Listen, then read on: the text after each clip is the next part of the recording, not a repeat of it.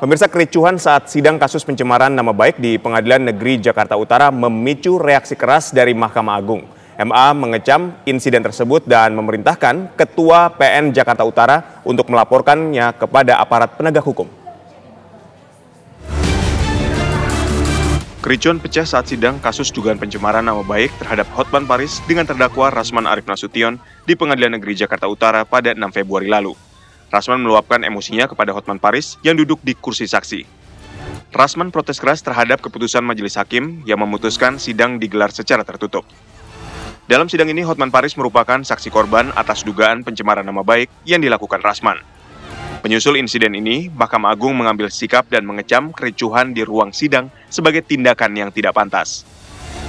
Mahkamah Agung selaku pelaksana kekuasaan kehakiman tertinggi yang dijamin konstitusi mengecam keras kegaduhan dan kericuhan yang terjadi di ruang persidangan Pengadilan Negeri Jakarta Utara karena tindakan tersebut merupakan perbuatan tidak pantas, tidak tertib yang dapat dikategorikan merendahkan dan melecehkan marwah pengadilan atau contempt of court.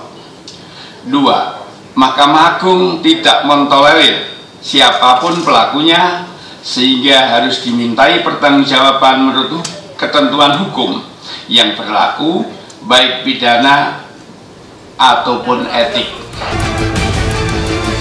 Mahkamah Agung juga memerintahkan Ketua Pengadilan Negeri Jakarta Utara untuk melaporkan pelecehan pengadilan kepada aparat penegak hukum.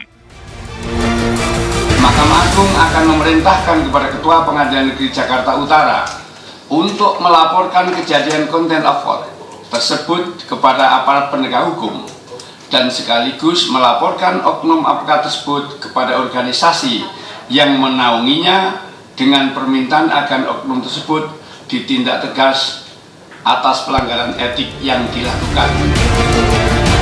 Menurut MA, sidang yang digelar secara tertutup merupakan otoritas hakim yang dijamin undang-undang. MA berharap kejadian serupa tidak terulang kembali sehingga dapat menjaga marwah dan wibawa pengadilan. Dari Jakarta, tim TV One mengabarkan.